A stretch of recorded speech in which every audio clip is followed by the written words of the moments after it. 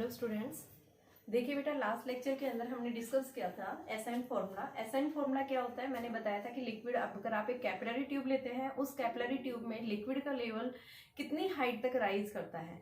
ठीक है, उसके लिए हमने क्या निकाला था, फॉर्मूला देखा था, जिसमें हमने फॉर्मूला हमारे पास आ रहा था 2s cos थीटा अपॉन में r रो जी। r क्या थी हमारे पास में, जो भी कैपिलरी ट्यूब थी उस कैपिलरी ट्यूब की रेडियस थी। रो क्या है आपके पास में, लिक्विड की डेंसिटी है। g क्या है यहाँ पे, एक्सेलरेशन ड्यू टू ग्रेविटी है। और साथ में cos थीटा, थीटा क्या है यहाँ पे, एंगल ऑफ कॉन्टैक्ट। s क्या है, सरफेस टेंशन। यानी हम देखते हैं जब भी कैपिलरी ट्यूब के अंदर लिक्विड का लेवल राइज होता है, कितनी हाइट तक वो राइज करेगा, तो वो वेरियस फैक्टर्स के ऊपर डिपेंड करता है।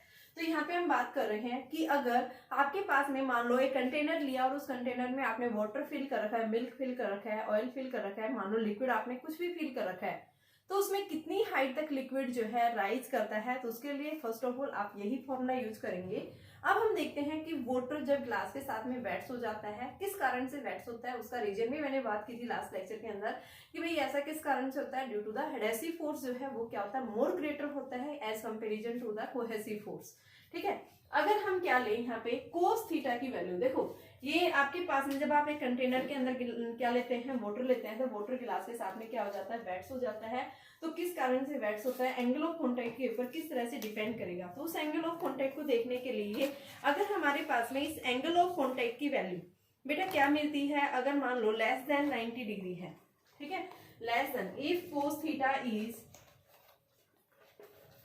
लेस देन 90 डिग्री, यानी कि थीटा अगर 90 डिग्री से लेस देन हुआ तो उस केस में हमारे पास में थीटा कैसा होगा, पॉजिटिव। ठीक है, कोस थीटा हमारा कैसा होगा, पॉजिटिव। कोस थीटा पॉजिटिव हुआ तो एच भी हमारा पॉजिटिव होगा, और एच पॉजिटिव होगा इसका मतलब क्या है, लिक्विड वेट्स का, कि liquid wets the glass container. Glass container के साथ में क्या करती है, लिक्विड जो है वेट्स हो जाता है। बट इन केस ऑफ अगर आप लिक्विड की जगह क्या ले लेते हैं, मरकरी ले लेते हैं, तो उस केस में क्या होगा, वहां पे एंगल ऑफ कॉन्टैक्ट की वैल्यू क्या हो जाती है, more than 90 degree. More than 90 degree होगा तो कोस थीटा हमारा कैसा आएगा, नेगेटिव। और जब कोस थीटा नेगेटिव आ रहा है इसका मतलब क्या है, आपके पास में एच की वैल्यू भी नेगेटिव होगी। और एच नेगेटिव आ रहा है इसका मतलब जो है मरकरी जो है वो क्या कर जाती है, mercury does not wet the glass. ठीक है, तो ये आपने एक बेसिक डिफरेंस ध्यान रखना है एंगल ऑफ कॉन्टैक्ट की बेस पे, कि आपके पास जब भी लिक्विड क्या करता है, ग्लास के साथ में वेट्स करेगा, तो किस कारण से करेगा, कि एंगल ऑफ कॉन्टैक्ट की वैल्यू क्या होनी चाहिए, 90 डिग्री से लेस देन होनी चाहिए। But in case of mercury वहां पे एंगल ऑफ कॉन्टैक्ट की वैल्यू बेटा क्या हो जाती है, लार्जर देन 90 डिग्री। इस कारण से जो है मरकरी ग्लास के साथ में स्टिक नहीं होती है। तीसरा हम बताते हैं कि अगर आपके पास में कंटेनर है, उस कंटेनर में आपने क्या ले रखा है, लिक्विड ले रखा है, तो कंटेनर जो है यानी जो आपके पास में ट्यूब है उस टाइप, अगर वो ट्यूब कैसी है, नैरो है, तो हम क्या बताते हैं कि लिक्विड का लेवल उसमें एकदम से क्या होता है, राइज करता है। क्यों राइज करता है, क्योंकि एच जो है, height of the liquid is directly inversely proportional to the radius of the tube. कि अगर आपके पास में उस कैपिलरी ट्यूब की रेडियस जितनी स्मॉलर होगी, क्या होगी, हाइट उतनी ज्यादा होगी। हाइट का मतलब क्या है कि उस ट्यूब के अंदर लिक्विड का लेवल जो राइज होगा वो उतनी ही ज्यादा हाइट तक राइज करेगा। लेकिन अगर आपके पास में ट्यूब कैसी है, वाइड है, ब्रॉड है, ठीक है, तो उस केस में हम क्या बताएंगे, भाई रेडियस ज्यादा होगी, रेडियस ज्यादा होगी तो हाइट उसके अंदर इतनी ज्यादा, यानी लिक्विड का लेवल उस जो वाइड ट्यूब है उसके अंदर इतना ज्यादा राइज नहीं करता, जितना कि एक नैरो ट्यूब के अंदर लिक्विड लेवल का क्या हो जाता है, लिक्विड का लेवल राइज कर जाता है। ठीक है, क्यों करता है, क्योंकि वो एच जो है, हाइट ऑफ द लिक्विड, यानी कि जो लिक्विड का लेवल राइज होगा किसी भी ट्यूब के अंदर, वो डिपेंड करता है उसकी रेडियस के ऊपर। अगर सेप हमारे पास में ट्यूब की कैसी है, नैरो है, तो लिक्विड का level at a large height तक राइज करता है। बट अगर ट्यूब हमारी कैसी है, वाइड है, ब्रॉडर एरिया है, तो उस केस में हम क्या बताएंगे कि लिक्विड का लेवल जो है इतना ज्यादा राइज नहीं करेगा। क्यों, क्योंकि उसका क्रॉस सेक्शन क्या हो गया है, ज्यादा बढ़ गया है। ठीक है, अब नेक्स्ट आता है कि अगर आपने क्या ले रखी है, कि कैपिलरी ट्यूब ले रखी है, अगर उस कैपिलरी ट्यूब की लेंथ कैसी है, इनसफिशिएंट है, कितनी हाइट तक लिक्विड का लेवल राइज होगा, क्या लिक्विड जो है बाहर नीचे गिर जाएगा, ठीक है, क्या लिक्विड ओवरफ्लो हो जाएगा। जब कैपिलरी ट्यूब के अंदर लिक्विड का लेवल राइज हो रहा है तो वो इतना राइज हो गया कि लिक्विड वहां से क्या हो गया, ओवरफ्लो हो जाएगा। तो यहाँ पे क्वेश्चन है कि बेटा अगर आपके पास में कैपिलरी ट्यूब के अंदर लिक्विड का लेवल राइज है कर रहा है, और हमारे पास में ट्यूब की जो लेंथ है, यानी हाइट ज्यादा होगी, लिक्विड का लेवल एच ज्यादा हो गया और ट्यूब की लेंथ क्या हो गई है, कम हो गई है, तो क्या उस केस के अंदर लिक्विड जो है ओवरफ्लो हो जाएगा, नीचे गिर जाएगा? क्या आपने क्वेश्चन से ये बताना है। ठीक है, तो कॉन्सेप्ट है मेरे पास में capillary rise in A insufficient capillary rise in a tube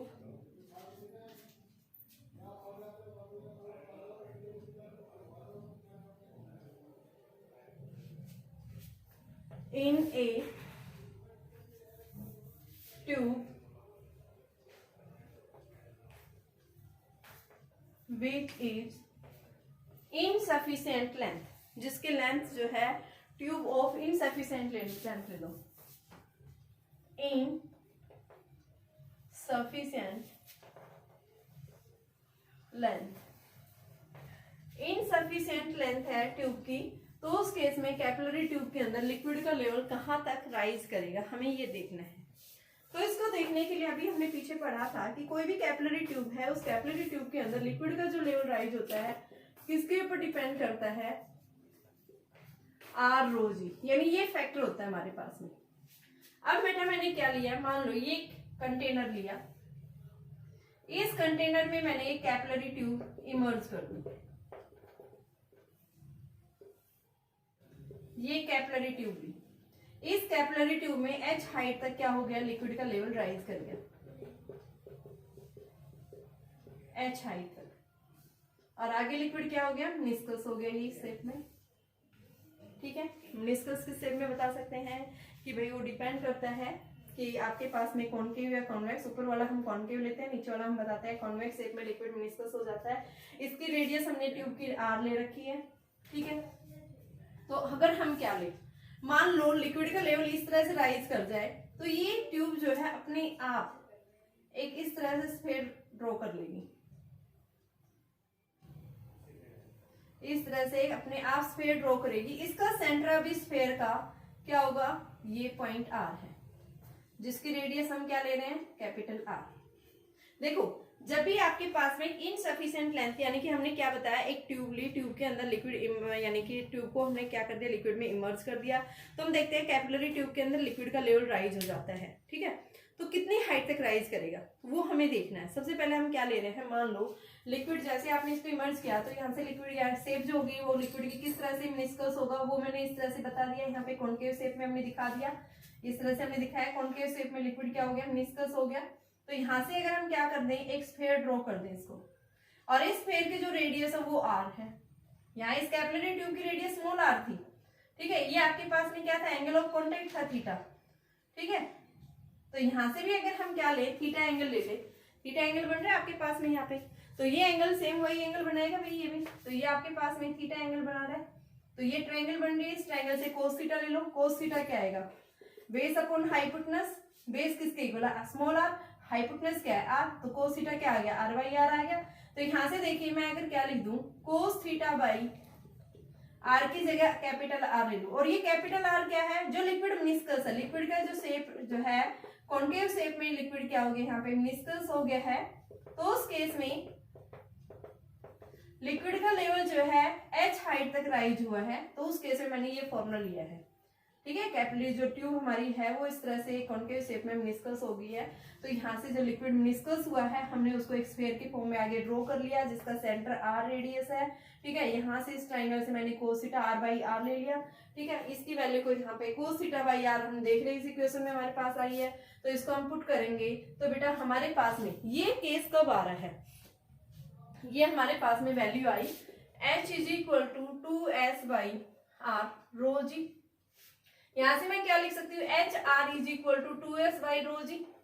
S भी सरफेस टेंशन भी हमेशा क्या होता है, कांस्टेंट होता है, डेंसिटी भी वाटर की क्या होती है, फिक्स होती है, जी भी फिक्स होता है, तो एच आर को हम क्या लिख सकते हैं, कांस्टेंट लिख सकते हैं, नहीं लिख सकते, ये बताओ पहले, इतनी बात समझ में आई या नहीं आई, पहले ये बताओ। देखो वही मैंने लिया है, ओनली मैंने क्या बताया, लिक्विड जब मिनिस्कस हुआ है तो उस केस में हमारे पास वैल्यू आ गई है। अब अगर हम क्या कर दें, ट्यूब को कट कर दिया जाए, अगर इस कैपिलरी ट्यूब को कट कर दिया, कट करने के बाद में यहाँ पे इसके अंदर लिक्विड का लेवल इस तरह से राइज हो गया कि जो यहाँ पे राइज हुआ है, कैपिलरी ट्यूब का लेवल जो राइज हुआ है वो क्या हुआ है, H is larger than length of the tube, कि ट्यूब की लेंथ इतनी नहीं है क्योंकि हमने इसको कट कर दिया। कट करने के बाद में क्या हो रहा है, लिक्विड का लेवल तो राइज हो रहा है, लेकिन अब ट्यूब की इतनी लेंथ नहीं है कि भाई वाटर कितनी हाइट तक राइज करे। तो यहाँ पे बोल रहा है कि जो हाइट, जो लिक्विड का लेवल जो राइज हुआ है वो हाइट क्या है, लार्जर है as comparison to the length of tube. अगर आपके पास में कैपिलरी ट्यूब के अंदर लिक्विड का लेवल राइज कर जाता है as comparison to the length of tube, तो क्या लिक्विड यहाँ से ओवरफ्लो होगा इस ट्यूब से।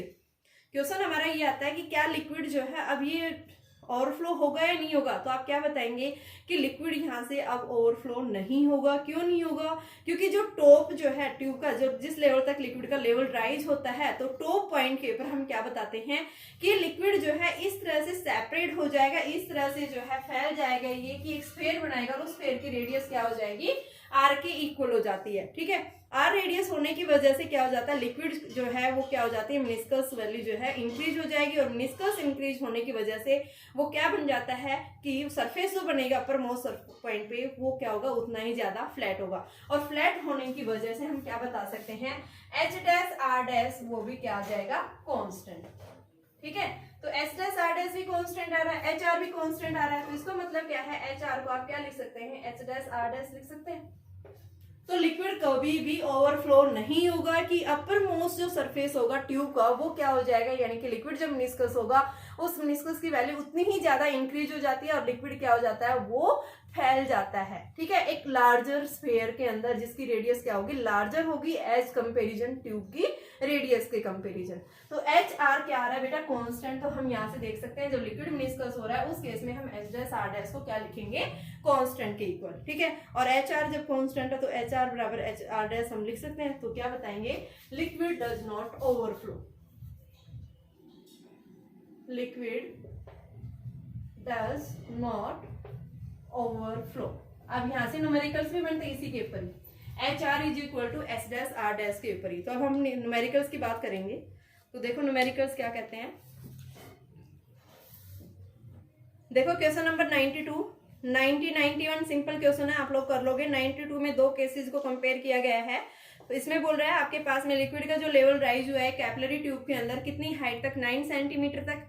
ठीक है, अब दूसरी जो है मैंने बताया था आप कैपिलरी ट्यूब लेते हैं, कैपिलरी ट्यूब को जब हम वाटर के अंदर इमर्ज करते हैं कैपिलरी ट्यूब में लिक्विड का लेवल राइज हो जाता है। लेकिन अगर हम उसी कैपिलरी ट्यूब को मरकरी के अंदर इमर्ज करते हैं, मरकरी के अंदर डीप करते हैं, तो हम देखते हैं कि उस मरकरी के अंदर डीप करने की वजह से उसके अंदर लिक्विड का लेवल क्या हो जाता है, डाउन हो जाता है, फोर्स डाउन हो जाता है। तो यहाँ पे क्वेश्चन इसी तरह से दिया हुआ है कि अगर हमने उसको कैपिलरी ट्यूब को पहले कहाँ इमर्ज किया था बेटा, वाटर के अंदर, तो उसका लेवल राइज हो गया कितना, 9 सेंटीमीटर। दूसरे केस में कह रहा है कि अगर हम उसी कैपिलरी ट्यूब को कहाँ इमर्ज कर रहे हैं, मरकरी के अंदर इमर्ज कर रहे हैं, तो मरकरी का जो लेवल है वो क्या हो जाता है, फोर्स डाउन हो जाता है 3.4 centimetre in the same capillary tube. ठीक है, अब बोल रहा है कि एंगल ऑफ कॉन्टेक्ट जो है वाटर और गिलास के बीच में, एंगल ऑफ कॉन्टेक्ट मैंने बताया था किसके ऊपर, देखो दिखा है नहीं, लिक्विड का जो लेवल राइज होता है किसके ऊपर डिपेंड कर रहा है, एंगल ऑफ कॉन्टेक्ट के ऊपर डिपेंड कर रहा है। तो एंगल ऑफ कॉन्टेक्ट जो होगा वाटर के केस में, ध्यान रखना वाटर के केस में एंगल ऑफ कॉन्टेक्ट हमेशा क्या लेना है, 0 डिग्री।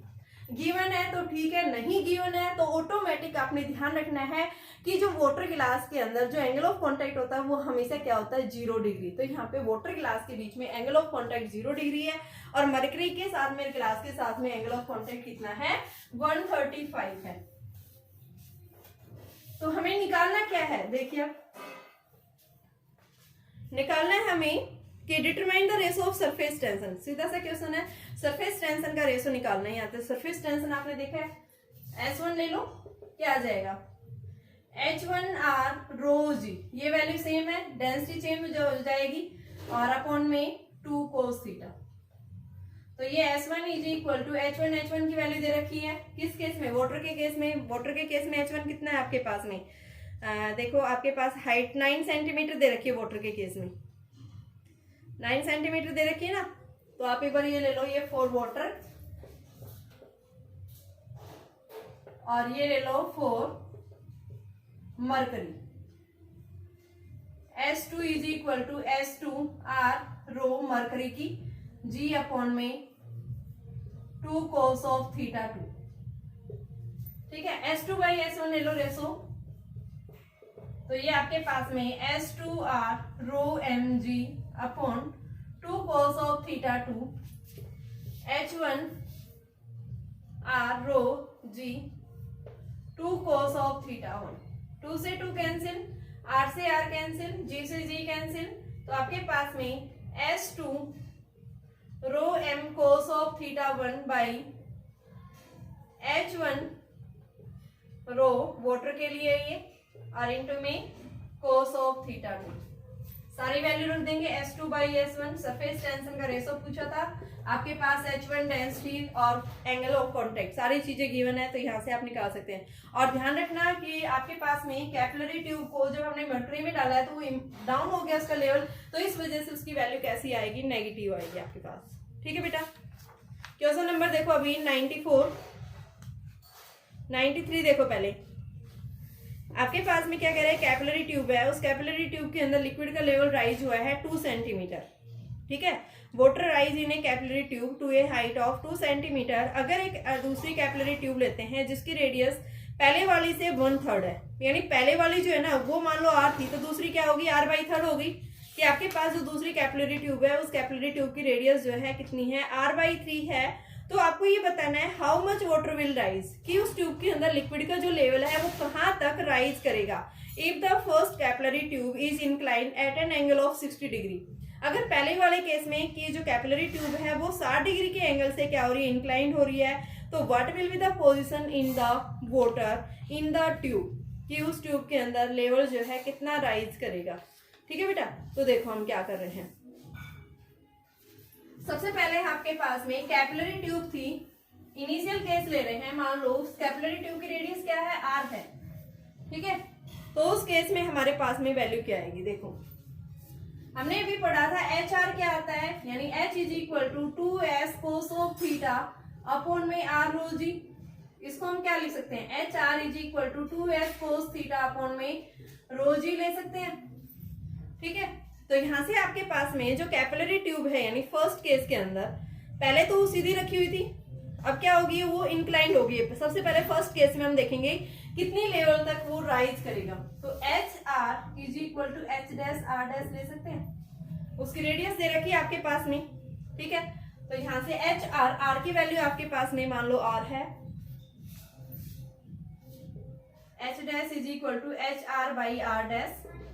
H हमारे पास में 2 सेंटीमीटर, R जो है वो as it is, R dash जो है वो किसके इक्वल है, तो बेटा देखिए यहाँ से आपके पास R डैश की वैल्यू r/3 है ये, तो यहाँ से आपके पास R से R कैंसिल, तो ये कितना आ गया, 6 आ गया।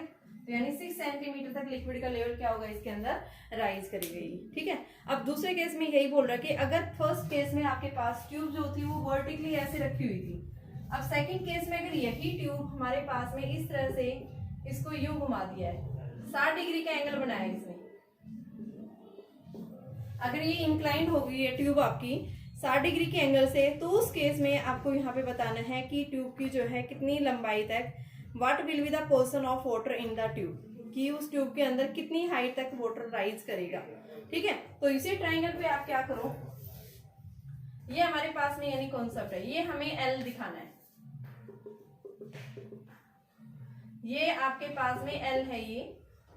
ठीक है, यहाँ ये हाइट हमने H डैश दे रखी है, तो इसी ट्राइंगल में आप क्या कर दो बेटा, कोस थीटा की वैल्यू लगा दो, एंगल 60 डिग्री के एंगल से इंक्लाइंड हुई है, तो आपको क्या दिखाना है कि इनिशियल जो है 2 सेंटीमीटर की हाइट थी ये, तो हम हाइट क्या ले रहे हैं 2 सेंटीमीटर, तो क्या हो जाएगा cos 60 is equal to H/L, तो L is equal to H/cos of 60। H की वैल्यू कितनी है 2/cos 60, cos 60 की वैल्यू कितनी होती है 1/2, तो ये क्या आ गया 4 सेंटीमीटर आ गया। ठीक है, तो लेंथ जो है वो क्या होगी आपके पास 4 सेंटीमीटर तक राइज करेगी। क्वेश्चन नंबर जो है बेटा अगला 94 जो है वो इसी तरह का है। क्वेश्चन नंबर 95 करवा देती हूँ, थोड़ा सा लगे ये 95। तो क्वेश्चन नंबर 95 देखो क्या कहता है, आपके पास में कैपिलरी ट्यूब है, उस कैपिलरी ट्यूब के ऊपर एक यू शेप की ट्यूब को उल्टा किया हुआ है, यानी ये सिचुएशन है, ये हमारे पास में कंटेनर है, इस कंटेनर में हमने 2 ट्यूब्स ले रखी हैं, हमने 2 ट्यूब्स ले रखी हैं, कैपिलरी ट्यूब है ये। इसके अंदर अब हमने क्या की, इसके अंदर हमने क्या कर दिया, एक इमर्ज कर दिया इस तरह से,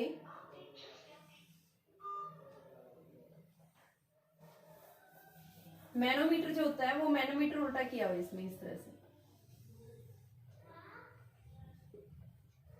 ये हमने इमर्ज किया हुआ ये, ठीक है। तो यहां से इसके अंदर जो लिक्विड का जो लेवल राइज होगा, यहाँ ये लिक्विड इसके अंदर इस तरह से ये मिनिस्कस हो गया,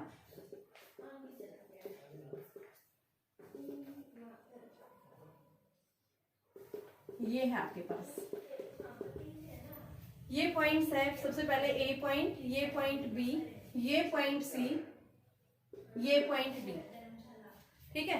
तो यहाँ पे h हाइट तक लिक्विड राइज हुआ है फर्स्ट केस के अंदर, ये डिप्रेस हो रही है, ये h हाइट तक लिक्विड का लेवल इसमें फर्स्ट में राइज हुआ है, ये मान लो ये h हाइट तक राइज हुआ है, तो ये थोड़ा उतना ही नीचे दिखा लो,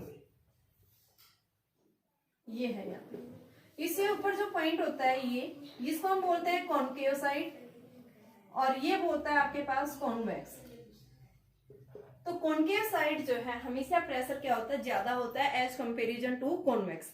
कॉन्वेक्स कहाँ है बेटा, नीचे की तरफ, और कॉनकेव कहाँ है, ऊपर की तरफ। तो याद रखना हमेशा कॉनकेव साइड जो है प्रेशर हमेशा क्या होता है, ग्रेटर होता है एज कंपेरिजन टू कॉन्वेक्स। तो कॉनकेव साइड जो प्रेशर होता है वो किसके, यानी कॉनकेव ये साइड है, तो पीए मैं जो बताऊंगी वो किसके इक्वल होगा, कि कॉन्वेक्स साइड जो प्रेशर है उससे क्या होगा, 2h/r।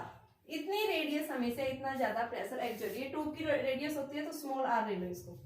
वाटर के लिए थीटा क्या होता है, 1 होता है, और डेंसिटी हमने वाटर की 1 ले रखी इस केस में एसआई सिस्टम के अंदर। तो हम क्या बताएंगे यहाँ से कि आपके पास में इस क्वेश्चन के अंदर क्या बताओगे बेटा, कि स्मॉल r और r की वैल्यू देखो, r cos थीटा क्या होता है, r पढ़ा था, तो यहाँ से थीटा क्या है 0, तो r किसके इक्वल हो गया, स्मॉल r के इक्वल हो गया ना। तो यहाँ से हमारे पास ये फॉर्मूला, कॉनकेव साइड प्रेशर हमेशा इतना ज्यादा होता है। तो आपके पास क्वेश्चन ये पूछा था कि एक गिलास यूट्यूब है, उसका डायमीटर जो है 1 लिम का 3 mm है, और दूसरी का 6 mm है। एक साइड नैरो है, ये 3 mm डायमीटर है, इसका जो है 6 mm डायमीटर है। ये एक मैनोमीटर है, ठीक है, जस्ट इसके ऊपर रखी हुई है, ट्यूब को इन्वर्ट कर दिया गया है, ठीक है। तो what is the difference between the Heights, दोनों लिम्स के अंदर हाइट का डिफरेंस क्या होगा। The surface tension of water जो है वो कितना है, 0.07 न्यूटन पर मीटर। तो एंगल ऑफ कांटेक्ट जो है जब वाटर और गिलास के बीच में क्या दिया हुआ बेटा, 0 दिया हुआ है, तो उस केस में आपको वैल्यू दिखानी है। तो सबसे पहले ये भी कहाँ है, कॉनकेव के अपर सरफेस है, ये भी कॉनकेव से ऊपर लाई कर रहा है, तो पीए के ऊपर मैंने ये लिख दिया, पीसी पे मैं क्या लिखूंगी, पीडी प्लस में 2h/r, यही फॉर्मूला बनेगा ना। एक साइड हमें जो है इनकी हाइट्स जो है हमें दे रखी है नहीं दे रखी, ये बताइए, ठीक है। ये 2s/r होता है, h नहीं है, 2s/r, ये है आपके पास में। इनकी रेडियस अलग अलग है, एक की रेडियस 3 है, एक की 6 है, तो ये आपके पास में रेडियस जो है 3/2 mm, ये कितना आ जाएगा r2 3 mm, ये r2 आ गया, ये r1 आ गया। तो r1 और r2 दोनों की वैल्यू हम निकाल चुके हैं। तो आपके पास में P और PC यानी दोनों के ऊपर प्रेशर जो एक्सर्ट होता है वो सेम होता है, तो PA को क्या रख दो, PC के बराबर रख दो बेटा। तो PA हमारे पास क्या आ जाएगा, PB प्लस में 2s/r1, PD प्लस में 2s/r2। तो PB minus PD 2s/r2 minus 2s/r1, 2s को कॉमन ले लो, 1/r2 माइनस 1/r1, और प्रेशर डिफरेंस जो हमेशा क्या होता है, h/ρg। तो h/ρg ये प्रेशर डिफरेंस है दोनों के बीच का। तो h हाइट दी हुई है, तो h/ρg हमने रख दिया है, h हमें निकालना है। तो आपके पास में h किसके इक्वल आ जाएगा, 2s/ρg into 1/r2 minus 1/r1।